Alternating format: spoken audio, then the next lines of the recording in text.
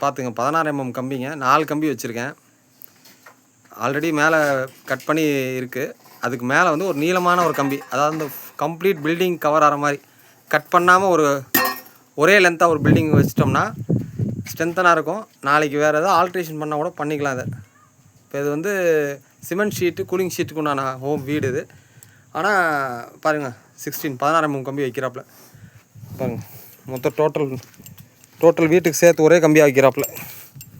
இந்த மாதிரி ரிஸ்க்லாம் யாரும் காஸ்ட் வைஸாக யாரும் எடுக்க மாட்டாங்க. எல்லாம் பிட்டு கம்பியாக தான் போடுவாங்க. பாருங்கள் ஃபுல்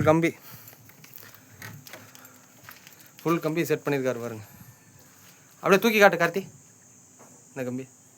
பாருங்கள் ஃபுல் கம்பி ஒரே லென்த்துங்க டோட்டல் ஹோமுக்கு. அப்போ இது மாதிரி உங்களுக்கு செட் பண்ணிட்டோம்னா கிட்டத்தட்ட இது லோடு பார்த்திங்கன்னா இது ஈக்குவல் டு லிண்டன், கம்ப்ளீட் லிண்டன் முடிக்கிற மாதிரி ஒரு ஃபீலிங் கொடுத்துருவாது.